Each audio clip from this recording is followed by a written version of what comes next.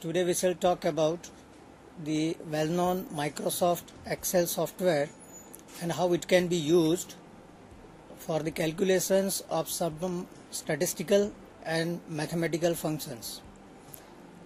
As all of you know that today Microsoft companies all softwares, that is Windows based, all applications generally related to information technology, or it may be some clerical work like normal word printing that can be done in MS Word, even PowerPoint presentation that we shall see today, it is also prepared by Microsoft company. So one of the most useful application in the field of calculation and office management or in data analysis or in any industry is that of MS Excel. Today is the world of information technology. Lots of data is available in the market, and every industry, even the governance in any state government or national level government, for planning purpose they have to collect the data, and not only that, this data should be analyzed properly to come out with certain information and for the good governance of the company or maybe the state or a country. So today, friend, we shall see what is Microsoft Excel. Microsoft Excel, it can be used for data handling, calculations, just like averages, variance, standard deviations. We can use it for plotting graphs of various data and charts. Not only that, for the descriptive statistics, when we analyze the data, we have to come out with certain descriptive statistics. Not only that, some of the statistical applications, just like PAD t-test, chi-square test, normality test, all such sample analysis and data analysis can be done in Excel. So let us have a brief idea how to do the calculations using Microsoft Excel software. So Excel is a kind of spreadsheet. Earlier Lotus 123 and so many other computer softwares were available. Nowadays Excel is very popular among the students as well as in industry also. So people in IT with simple applications can easily handle their data. They can analyze the data accordingly.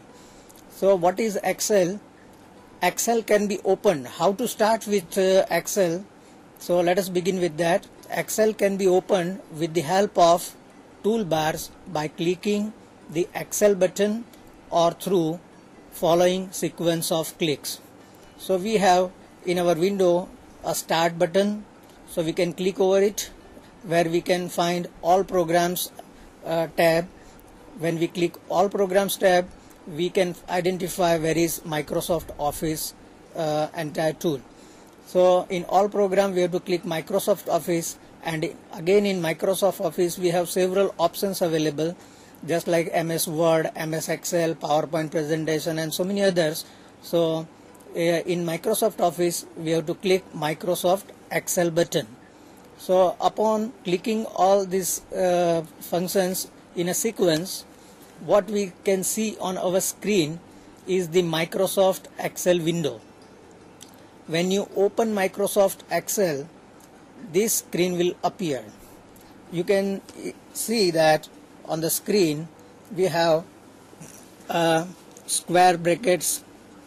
These are the spreadsheet part where you can enter the data.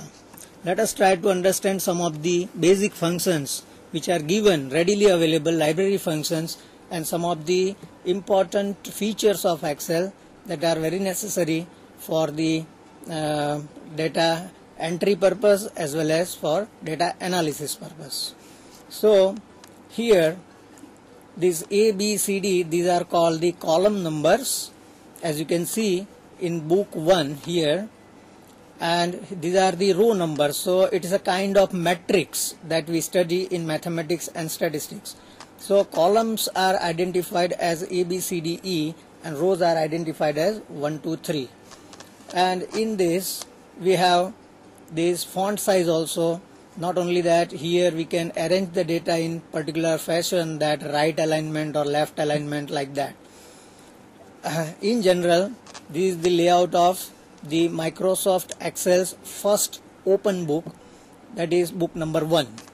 Now we shall study some of the important features of Excel. Here you can see one very important part is that in this tab we have insert menu, page layout menu, readily available library functions that you can, means formulas that you can insert for the calculation purpose, and again data menu, under which there are several options which can be used for the data analysis, and so on. And not only that, here is a sigma, that is summation function, which is widely used by people in general. Now this is what you want Excel to look like. Okay, so as we have already seen that these are some of the important buttons, or you can say functions, which can be used for the entry of data in Excel and how to analyze it. Next is what is Excel worksheet. So a worksheet is made up of 256 columns and 65,536 rows. Every worksheet is made up of 256 columns. So actually when we enter the data of different types, in general I can say that if we have 256 variables with me, then in every column I can insert one variable values. And not only that, these values will be, suppose I have a data of some 65,000 amount, then that data can be row wise filled under these columns.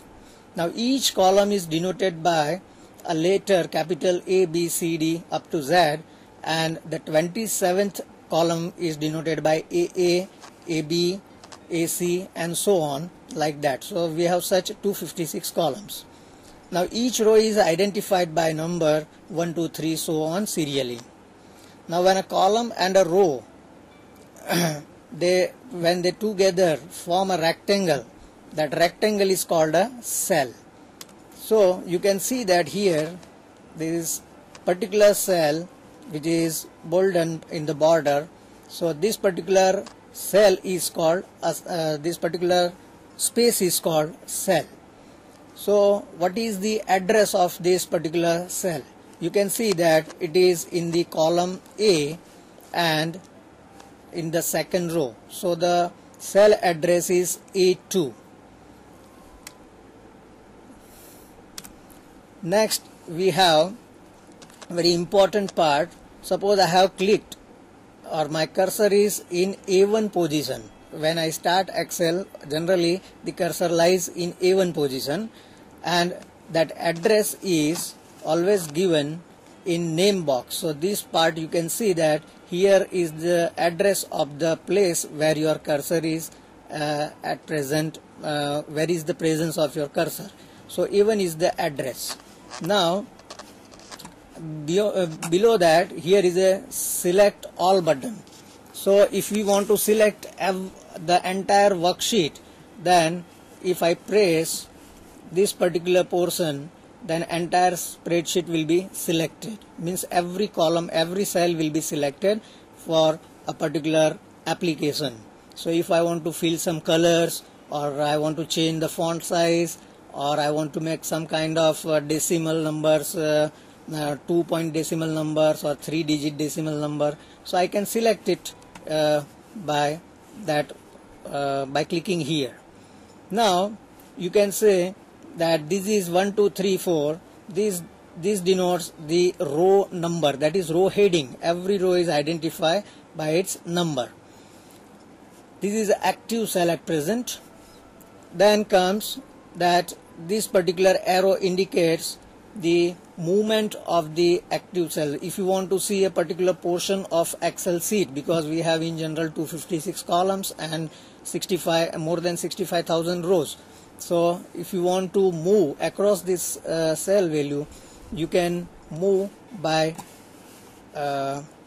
clicking over this particular icon. So that is, if you want to move on left side, you can click here. If you want to move right side, you can click here, and these are the extreme points. If you want to jump to the first or the last column, you can click here. Now below these three, sheet 1, sheet 2, sheet 3, you can see that generally when we start Excel, we have in the beginning at least 3 sheets available with us.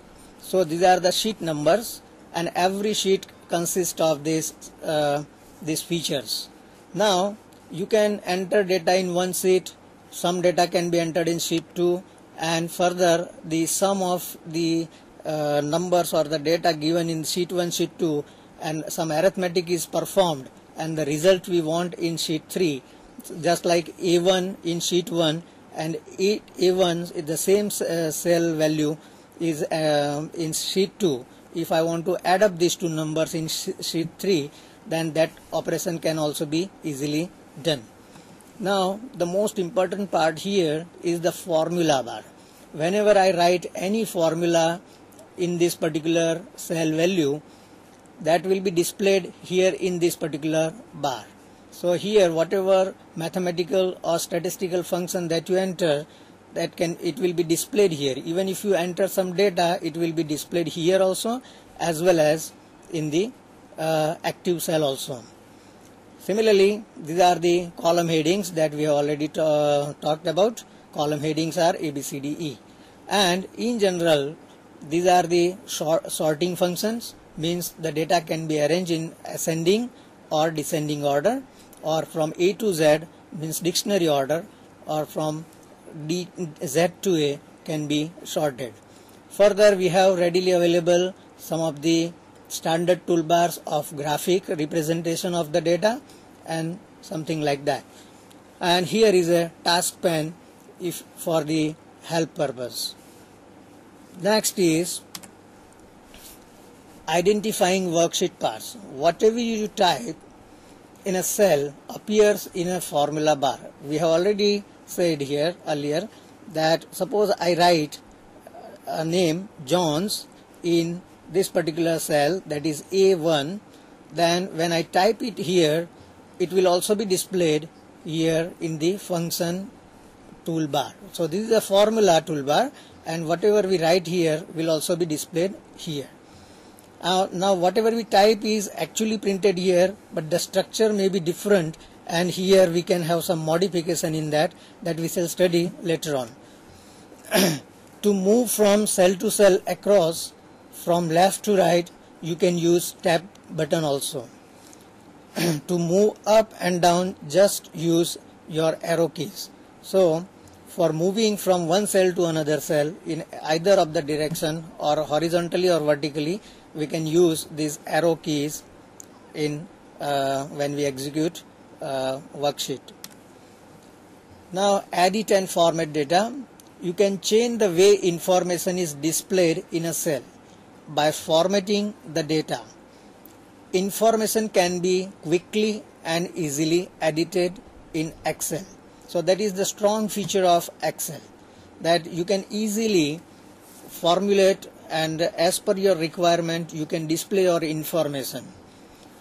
Not only that, you can center it, means the data is displayed in a middle part, center part of the cell value. It may be right aligned, it can be displayed in a left aligned manner. Similarly, some of the important data can be bold, it can be we can display it by change of font color and size of the font and something like that. So this is our choice, that important data can be highlighted by these features. So that is all about displaying the data in a different fashion. Now change column width. Suppose in column A I have written here different regions. I have a data of Asia, Africa, Europe, North America and something like that. So when I write this data, here the column width is a fixed column width, but you can see here that Australia and Oceania, these numbers overlaps with B8 South of America, it is also overlapping with B7, like that. So actually it is not overlapped, but when you display these things, you can see the boundary is crossover. So when we print it or when we display it, some data is inserted of population of this region in B column, this particular portion will not be displayed on the screen. So how to accommodate this Australia / Oceania? So you can change the width of the column by clicking here and dragging it. As per our requirement, we can shift the width of that column as per our requirement. Now insert and delete columns and rows. Suppose I have entered some data in column A, I have entered some data in column B, and later on I require some data to be inserted between these two columns. Then this type of work can be easily handled by inserting extra column or extra row. So how can we do it? You can delete a row or a column to remove data you no longer want in your worksheet. You can also add a row or a column to insert additional data. So this addition or deletion of a row or column can also be easily handled. So how can we do it? To delete a row, highlight the row, means you have to select a particular row which you do not want, and then right clicking on your mouse, and there is an option in that menu, drop down menu, you can select a delete button and the entire row or a column selected will be deleted. A box will ask you if you want to shift the cells or delete the entire row or a column. Choose entire row. So there are certain options available. So from the options you have to choose a proper option as per your requirement of deletion or deletion of row or a column. Now friends, you can see here that this is column number C and D, and here we have entered some data 1 2 1 2 1 2 1 2 1 2 1 2 and 3 6 3 3. Okay, this is the data. Now right click on your mouse and click delete. Suppose we want to delete a particular column. So what shall we do? Choose entire column. So when I select these columns from C and D, then I have to press my right click button and the entire column will be selected, and from the menu bar then we have to select a delete button. So column C and D will be automatically removed from the worksheet. Similarly, one can do the same operation for insertion and deletion of columns and row. For inserting columns, there will be times when you will need to insert a column or columns into your worksheet.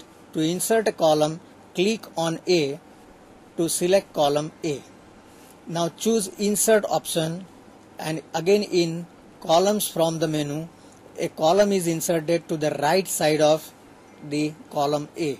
So whenever we insert a column in a particular at a particular address, the insertion will always take place on the right side of that column, and when we insert a row, it will always be inserted above the selected row.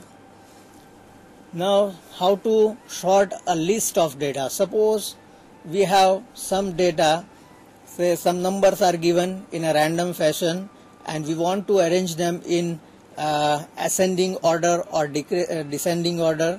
So that can be easily handled in the Microsoft Excel by selecting a proper sorting toolbar.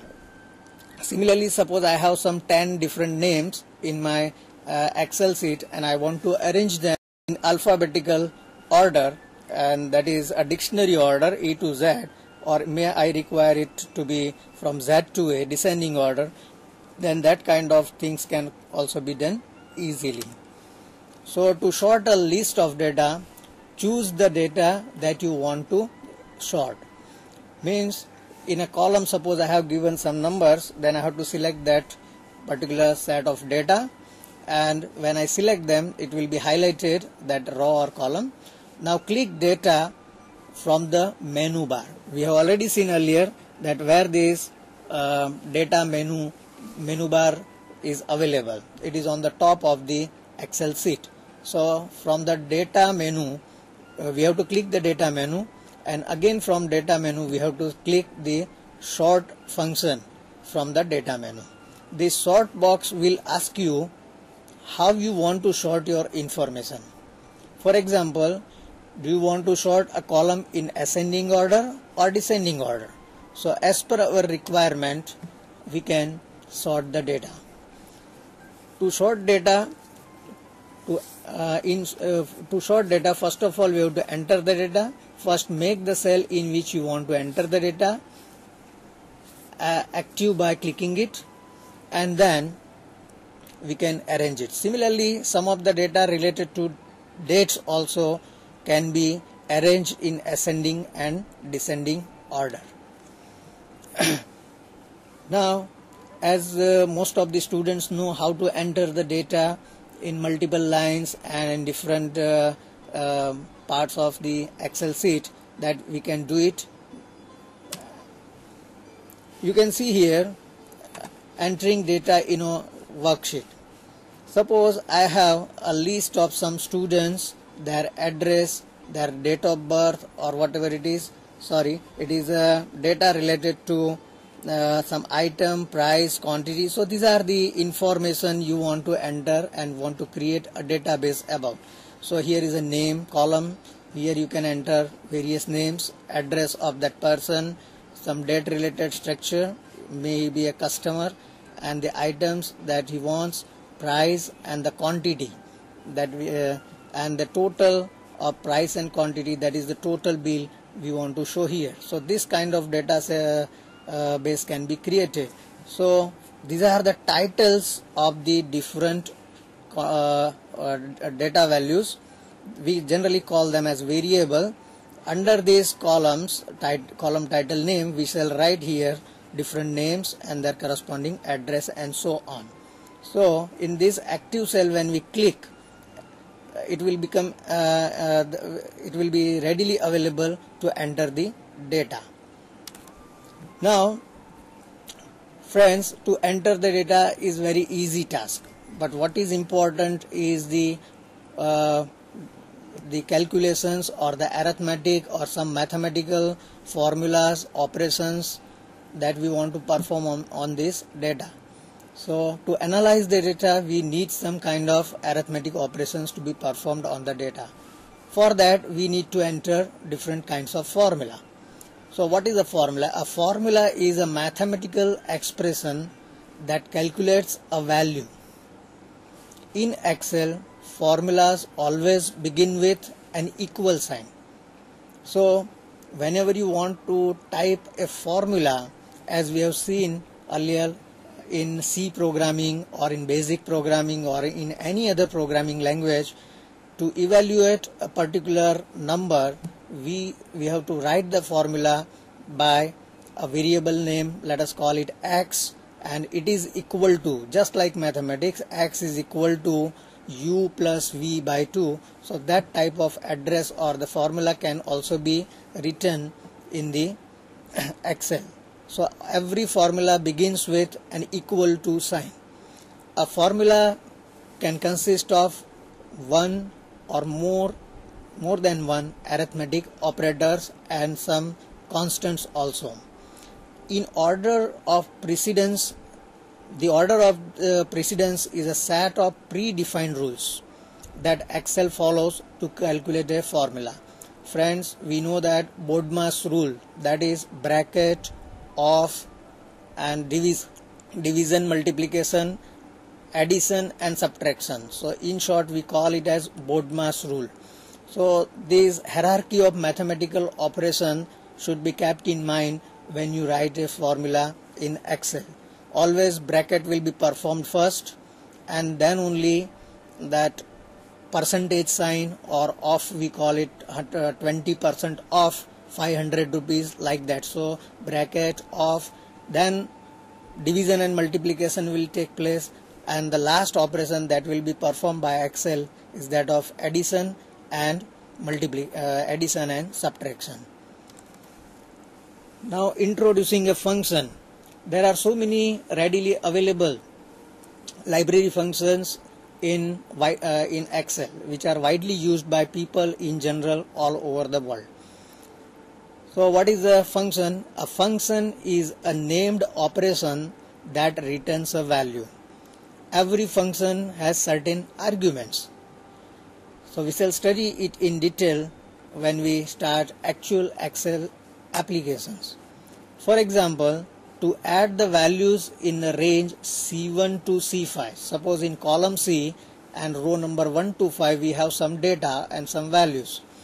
You could enter them in the Excel sheet, and you could find a formula. Suppose in C6 we write this formula. In C6 cell, if I write it is equal to C1 plus C2 plus C3 plus C4 plus C5, then automatically the data will be added and the answer will be printed in C6 cell. Or you could use the sum function. Sum function is a readily available library function in Excel.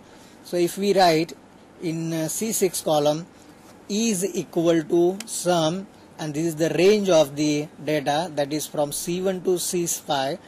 So here is a column sign which indicates C1 to C5. So sum of all the observations that are given in C1 to C5 will be added and the answer will be displayed in C6. So this is how a function can be inserted. So this is a pure mathematical function. By we can write it by typing in, and this is a library function which is readily available. But here C1 and C5, that is the range of the set of the data, it is called the argument of the function, and it returns, this sum function returns the answer. Say friends, this is the things. Here we have serial numbers in column number B and some kind of data is written here. So this is a cell number C2, this is C3, C4, C5, C6, and I want to add these numbers and I want the answer in the address C7. So here I have to type equal to sum bracket C2 colon sign C6. So when I write this argument, these numbers will be automatically added and the answer will be displayed here. So this is a very simple application which is very popular with the students. Entering functions with AutoSum. The AutoSum button quickly inserts Excel functions that summarize all the values in a column or row using a single statistic, just like sum of the values in the column or row, or average value in the column or row. So sometimes we are interested in sum, sometimes we are interested in average of the given data, something like that. So AutoSum button quickly insert Excel functions. Entering functions with AutoSum. Total count of numeric values in the column means how many values are given, 10 observations or 10 data values or 15. So that can be easily available with count function. So count function calculates the total number of entered data. Sometimes we are interested in identifying the minimum value in the entire column. Means in a column we have been given some data and what is the minimum of that we want to identify. So that can also be easily done by library function mean, and maximum value can also be obtained. Here you can see that this data of production for different year is given and we want to find the average production during this year, means addition of all these numbers divided by 5. So that will give us the average of this data. So you can we can have the answer here by clicking equal to average, and in the argument we should write B2 to B6. That is, this data, average of this data will be automatically calculated by Excel, and the answer will be displayed in B8 cell. Similarly, in statistics we calculate variance, which is very important. It is a measure of dispersion. So that can also be easily calculated. The variance of this data can be easily obtained by writing equal to VAR, and in the argument we have to write B2, B6. So the variance of this data x1, x2, xn will be calculated by Excel. So these variance and average, all these are library functions readily available in Excel. Again, we are interested in standard deviation of this data, that is the root of variance, that can also be easily calculated by Excel library help. Library functions are nothing but built-in functions, and they are for quick use, means we need not to remember the entire formula, and we need not to write in detail all mathematical expressions that are required. So built-in functions easily calculates and analyzes the data. To see the functions, these built-in functions, we have to click on this fx symbol. This icon fx is on the Excel screen. So when we click it and we select it, that button, we can have the ready-made available built-in functions, or we can insert these built-in functions by clicking on the insert menu function, and in the insert drop down menu again we have to select a function key. So in the insert menu we have a function key, and again in function we have some mathematical, statistical and commercial applications related ready-made built-in functions. So we have to choose one of the function as per our requirement. Now friends, you can see that when we click on insert function, here we have different categories of library functions that are available. Here when we click, we have different types of library functions depending upon the statistical application or mathematical application or time related data and something like that. So when we select a statistical category of built-in function, we have most of the statistical formulas and expressions which are widely used in statistics. The list of that will be displayed here in this particular region, and out of that we have to select a proper function as per our requirement. Now you can see when I click average here, the function, built-in function, will ask for the argument. So this is the argument of the function. So here either you can type in the numbers or you can select some particular cell, and then we have to click OK button. So this average function returns the average, that is the arithmetic mean of its argument, which can be numbers or names or arrays or references that contains numbers. So this is how we can insert a built-in library function. Here we have a list of certain statistical functions available. So we have average, then beta distributions, probability can also be easily calculated with the help of built-in function, then binomial distribution, chi-square distribution, even one can use chi-square test also. We can find the correlation between two variables, say x and y. If in column A x values are given and in column B we have y values, then in columns in some cell we can find the correlation between set of values x and y by using correlation function. Similarly, we can find covariance between x and y. We can find frequency distributions just like gamma, geometric distribution and so on. Geometric mean, harmonic mean of the given data can also be easily calculated. One can identify the kurtosis of the frequency distribution with the help of this built-in function. We can find the maximum or minimum or the median or mode. These are some very simple applications related statistics. And for the given set of data, we can calculate this mean, median, mode, and something like that. Similarly, the most important distribution in statistics, that is normal distribution, and the entire normal table can also be easily generated, and various probabilities under normal curve can be calculated using normal distribution library function. Even the rank of the given data can also be done, and so on. So here is a list of all these library functions. Not only that, people are in general interested in the presentation of the numeric data into some graphs and charts.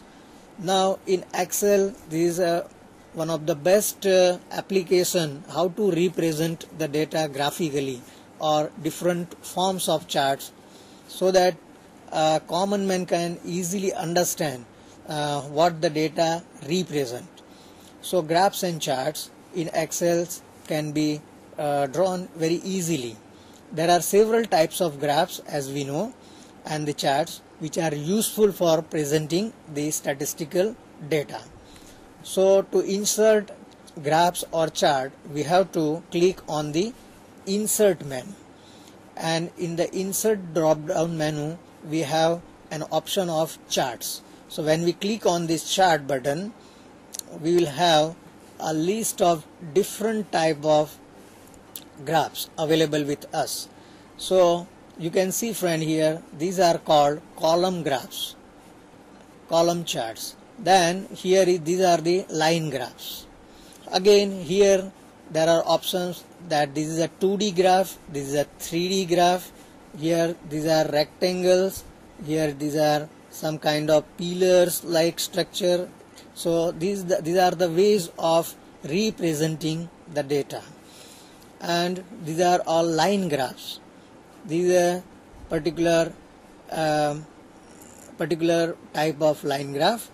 Here these dots indicates a particular value of that data related on this graph.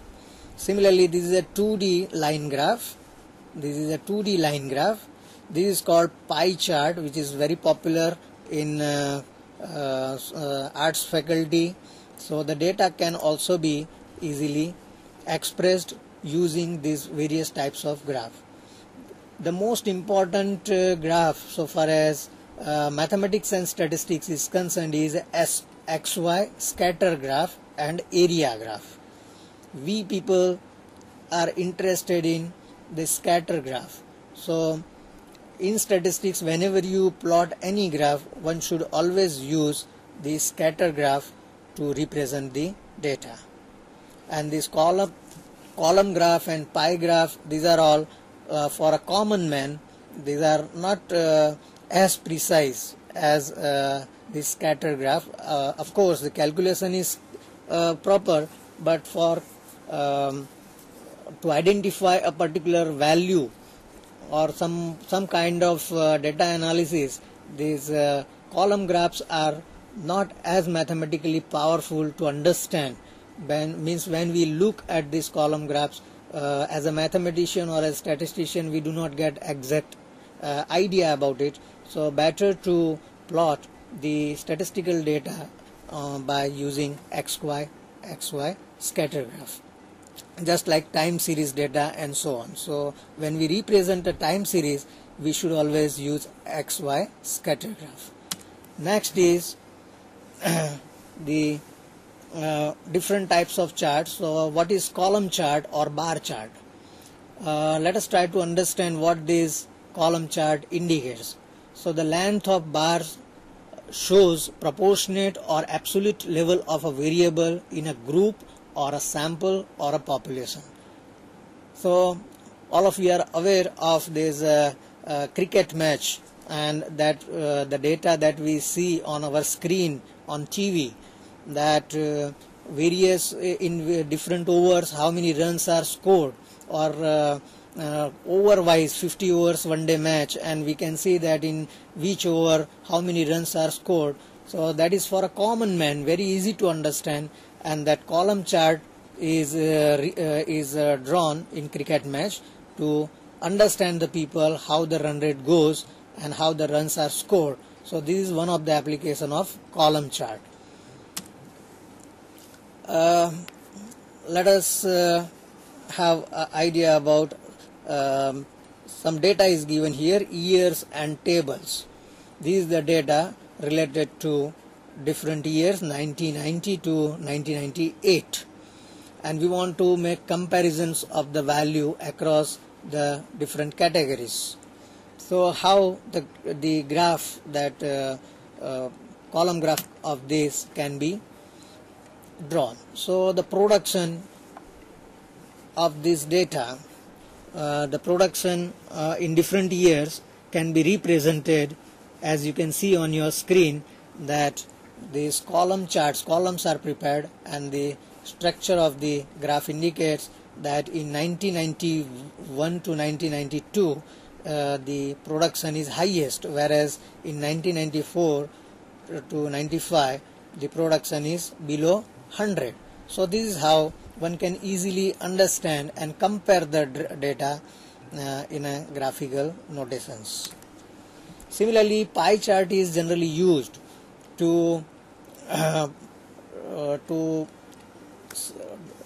show the proportion of the distribution of a particular cell value across the category. Means suppose we have different data available, and the total of this is to be calculated, and a particular size of slice in a pie chart shows the proportion distribution across the categories. Very simple application. Let us have this particular data, that in the year 2009, suppose I have a data related to blood groups. So O category blood group, A category blood group, B category, and B. These are the different types of blood group, and this is the number of persons with O category, that is 1154. A blood group people are 526, and so on. Suppose I want to draw the pie chart. So how it will be displayed? This data is to be selected, and then we have to select this data, then we have to click it here on the pie chart that is available, readily available on the upper side of the menu, and when I click this, what we shall see is a graph of like this. During the election, on our TV screens, these political analysts, they generally display the information in this particular fashion.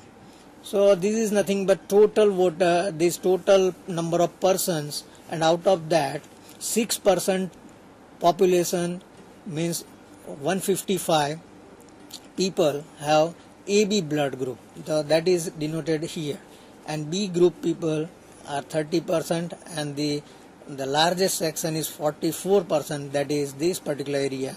So this is how the information can also be displayed with the help of Excel in the okay. Next is a line graph. Line graph shows the change of variable over a time series. So how to draw a line graph?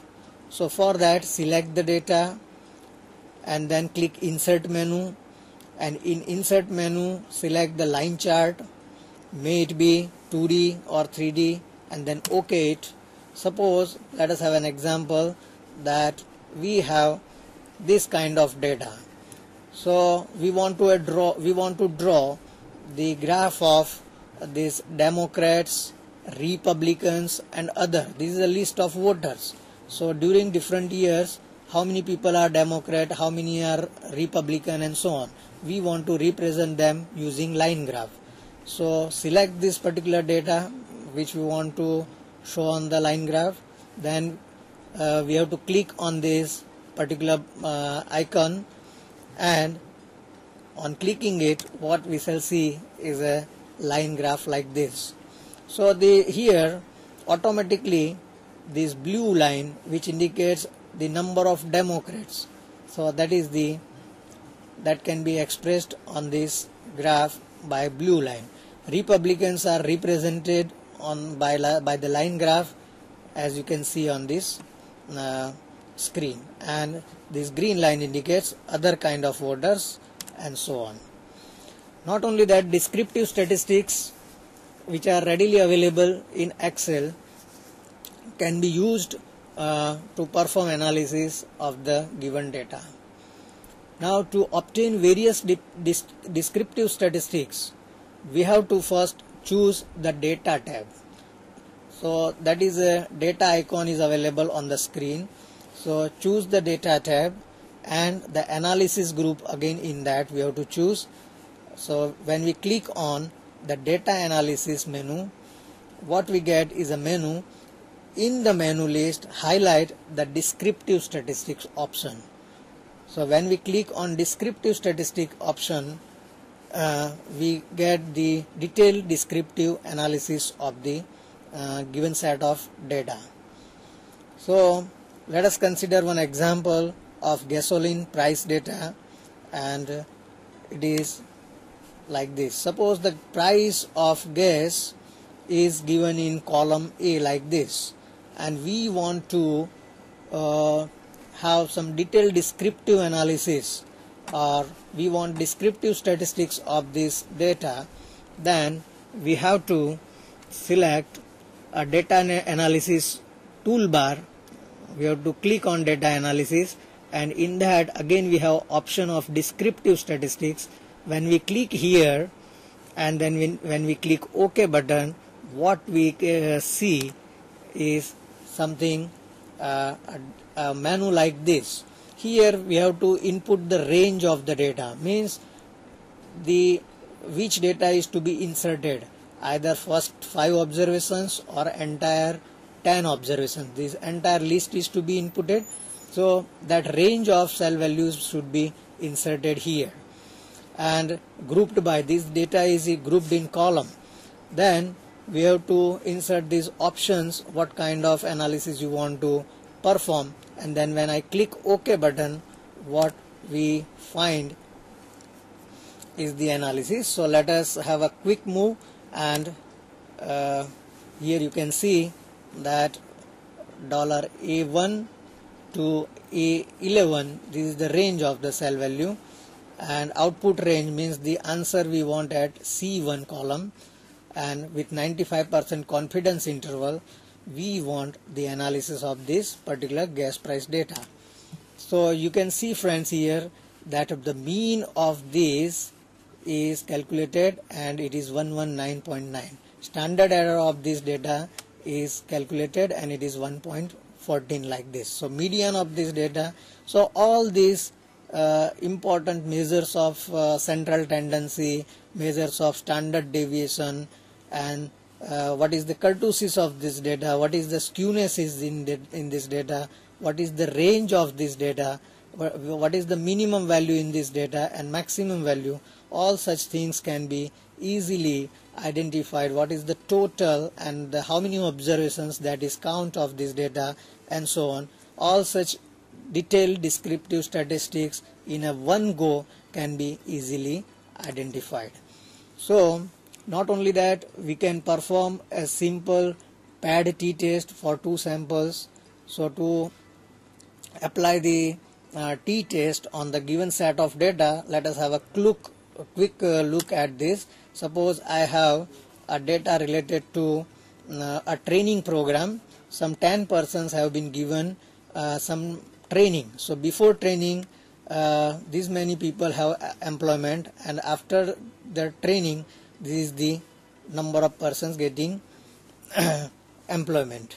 So this is the data, and if we select this data and we want to compare and have a t-test on that using 5% level of significance, we can find it easily that the mean of this data is 66, after it is 68, and so on, and the t-stat analysis indicates the value. So this is how a simple t-test application can also be done.